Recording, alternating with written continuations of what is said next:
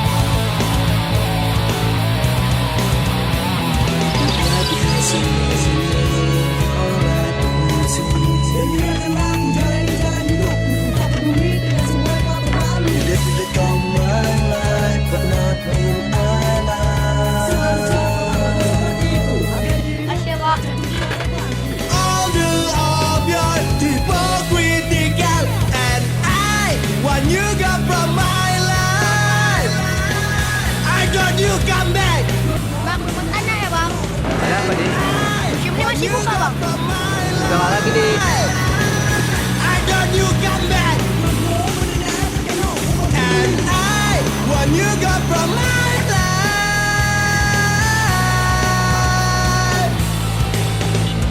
and I want you go from my life.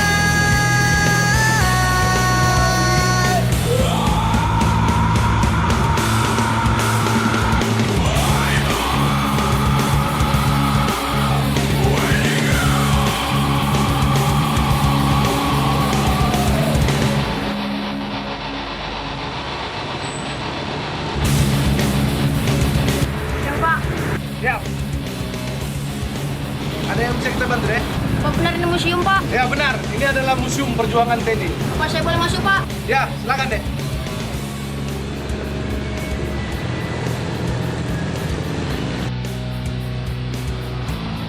Oke deh, kita datang dulu.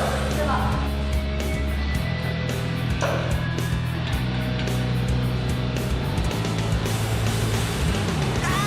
When you got from my life, I got you come back,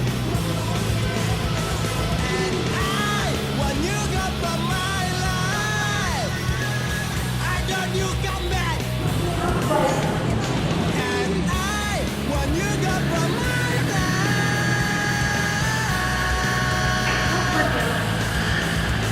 and I when you got from my life.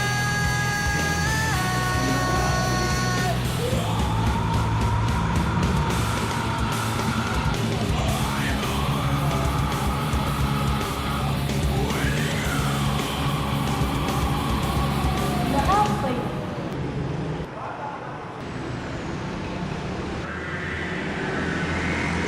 Lagi ngapain dek? Maaf pak, tadi saya saking semangatnya langsung masuk tanpa melapor. Tidak apa-apa dek. Kalau saya boleh tahu bapak siapa ya? Saya Kepala Museum Perjuangan TNI. Kebetulan sekali saya bisa berjumpa dengan bapak. Siapakah saya tahu tentang museum ini pak? Ya silahkan dek. Oh benar, pahlawan kita dulu memakai bambu runcing ini untuk mempertahankan negara kita pak. Ya benar, ini bambu kunci yang dipergunakan para pahlawan kita dulu. Ini mengandung racun namanya ibu. Sekali dia menyentuh badan, mengeluarkan darah langsung meninggal. Luar biasa kali pahlawan kita ya Pak. Iya, betul deh. Karena para pahlawan kita dulu rela berkorban apa saja termasuk jiwa dan raganya. Bahkan nyawanya pun dia korbankan demi mempertahankan negara kita ini. Pertama kali dikibarkan di Lambang Merdeka. Ya Pak. Ini apa Pak? Ini namanya mesin tadi bilang untuk mengabadikan para pejuang kita dan masyarakat yang ada di kita menekan Pakaian yang dikenakan tahun berapa nih Pak? Kok kotor sekali?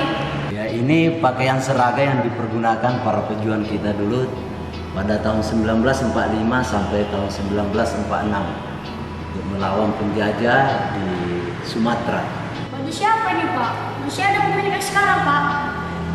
Ya, ini deh baju Manaplubis yang dipakai untuk melawan penjajah pada perang kemerdekaan tahun 1946. Sedangkan ini baju Jamin Ginting yang dipakai juga untuk melawan penjajah tahun 1945 sampai 1949. Pak, bagaimana perawatan baju ini Pak? Kok kotor sekali Pak? Baju ini memang tidak bisa dicuci deh, karena kalau dicuci dia akan luntur nanti, tidak mencerminkan lagi dengan keasliannya. Makanya hanya dikasih obat-obatan. Setiap 3 bulan diberikan semacam perawatan, ada seperti kapur barus dan lain sebagainya untuk supaya dia tetap awet. Pak, ini senjata yang dipakai untuk menjadi dulu ya Pak? Ya betul deh, ini yang dipakai untuk melawan senjata penjajah. Apa ini Pak? Keren sekali Pak. Ini namanya Merianto model yang dibuat dari Pulau Berayan, terbuat dari tiang listrik yang dibikin tahun 1946. Pak, ini kayak saya pernah lihat Pak. Ini bangunan di Kesawan ini pajak ikan, ini rumah Cong Api.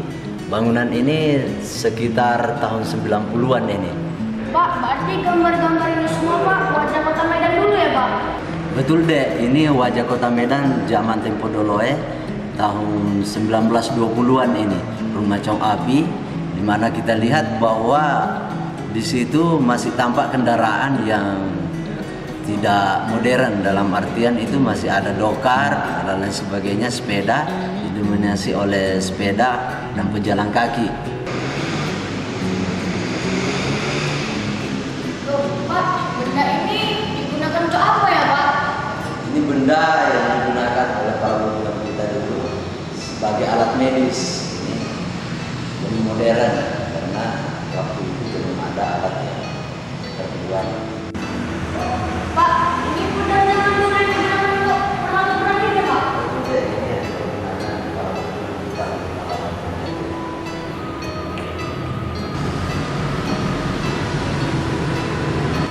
Lihat kita ke atas, lihat para koleksi lainnya.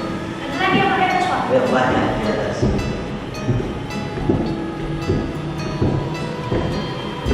Ada apa saja yang ada di atas Pak? Penasaran saya Pak. Kalau di atas banyak kayak itu, khususnya menceritakan setelah kemerdekaan itu. Ada jenis-jenis senjata, ada banyak SMS, senjata mesin ringan, ada SMB, senjata mesin berat.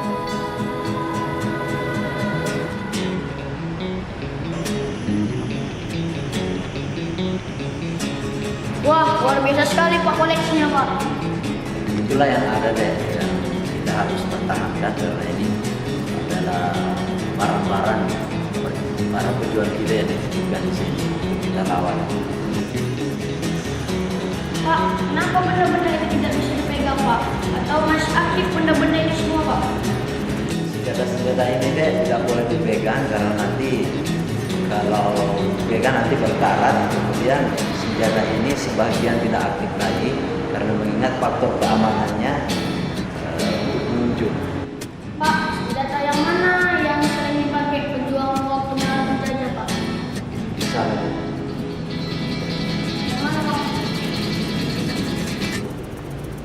ini namanya PM Thompson yang digunakan dulu di medan area untuk melawan penjajah. Ini juga senjata yang dipergunakan dulu melawan penjajah. Pak, itu yang nomor 17 itu apa, Pak? Itu namanya pistol isyarat ya. Udahan itu apa, Pak? Itu digunakan saat di lapangan atau kita di hutan supaya teman kita mengetahui keberadaan kita. Pak, ada ini senjata apa, Pak? Ini namanya 122. Nah, yang ini, Pak, gunakan untuk apa, Pak? Ini senjata dari sebagai buatan panah. Pak, itu foto-foto siapa, Pak, yang ada di situ, Pak? Itu foto-foto mantan Panglima mulai dari Toritum 1, Kodam 2 sampai saat sekarang ini Kodam 1 Bukit Barisan. Pak, jadi foto saya boleh taruh di situ juga, Pak?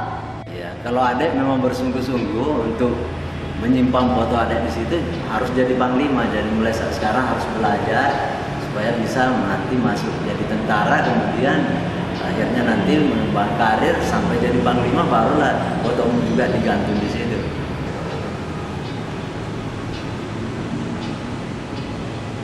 Ayo kita ke ruangan sebelah. Ayo, Pak. Ayo dek, kita masuk. Ayo, Pak. Pak, apa granat-granat ini masih aktif sampai sekarang, Pak? Ini sudah tidak diaktifkan lagi deh, karena mengingat faktor pengamanannya. Nanti kalau kesentuh bahaya untuk bagi pengunjung. Kok ada yang besar kali gini, Pak? Apa ini, Pak? Ini munisi meriam deh. Yaitu di dalam tadi ada meriamnya, inilah munisinya, inilah pelurunya yang dimasukkan dalam meriam. Setelah itu meriamnya akan meledak. Pak, uang-uang ini digunakan negara kita pada zaman dahulu ya, Pak? Ya betul deh, uang ini dipergunakan oleh masyarakat kita zaman dulu. Sejak tahun 52 itu sudah ada uang kertas yang dipergunakan untuk dipakai berbelanja. Loh, Pak, ada duit separuh gini, Pak. Wah, ini memang uang yang separuh ini memang pernah berlaku di negara kita tahun 1946. Ini karena waktu itu uang yang beredar berkurang, akhirnya dipotong dua atau yang kata lain separuh yang dipergunakan untuk berbelanja. Ayo deh kita keluar aja.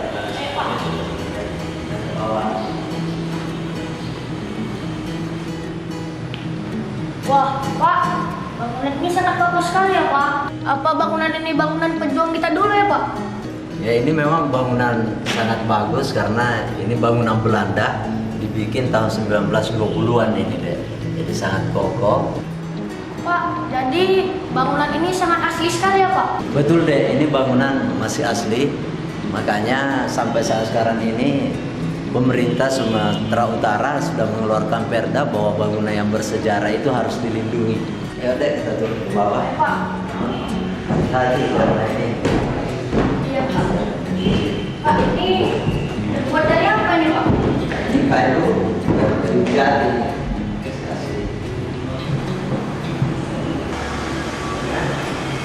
Pak, lukisan ini menggambarkan para pahlawan-pahlawan kita dulu ya, Pak? Betul deh, lukisan ini menggambarkan pahlawan kita dulu. Makanya dipajangkan di sini supaya kita sebagai generasi penerus bisa menghayati dan mengamalkan apa yang telah diperjuangkan oleh para pahlawan kita dulu. Teringat dan tergugah hati kita untuk mengikuti jejak-jejak beliau. Pak, apa tulisan-tulisan ini mengandung arti-arti tertentu ya, Pak? Betul deh, lukisan ini menggambarkan arti tertentu. Kita bisa lihat bahwa pesan Bapak Panglima Sudirman lebih baik hancur bersama-sama dulunya kemerdekaan daripada hidup dalam penjajahan.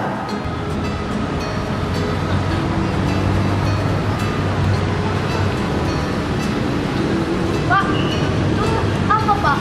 Ini deh bangunan monumen perjuangan kemerdekaan di Sumatera tahun 1945 sampai 1949. Itu artinya apa, Pak? Ini deh ya warna kuning simbol bambu runcing sebagai alat peran para pejuang kita dulu untuk melawan penjajah, di mana bahwa ada 3 skat itu menandakan 3 keresidenan waktu itu, yaitu Keresidenan Aceh, Tapanuli, dan Sumatera bagian timur. Ya, tinggi daripada bambu runcing ini adalah 17 meter menandakan tanggal 17, kemudian jumlahnya 49 menandakan tahun 1949. Pak, terima kasih telah membawa saya untuk lihat museum ini, Pak. Sama-sama. Selamat jalan deh, hati-hati di jalan. Ya, Pak. Pulang ya, Pak.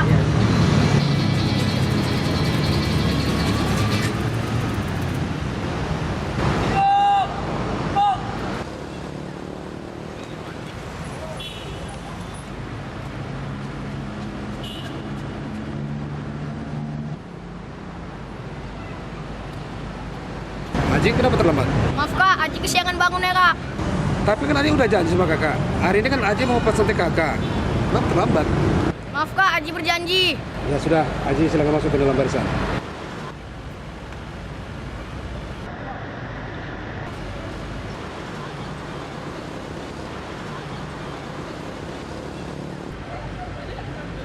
Selamat pagi adik-adik. Adik-adik, hari ini satu rekan kalian akan disematkan TKK-nya ya, yang bernama Aji. TKK tentang keahlian di dalam melihat prasejarah di museum.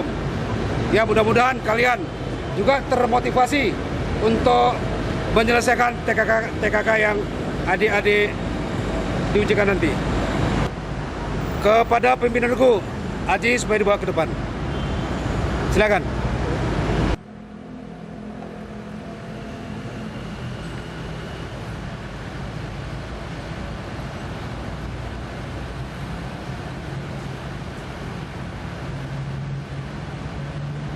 Kabar, penyematan TKK yang bernama Haji. Siap. Laporan terima, kembali ke tempat.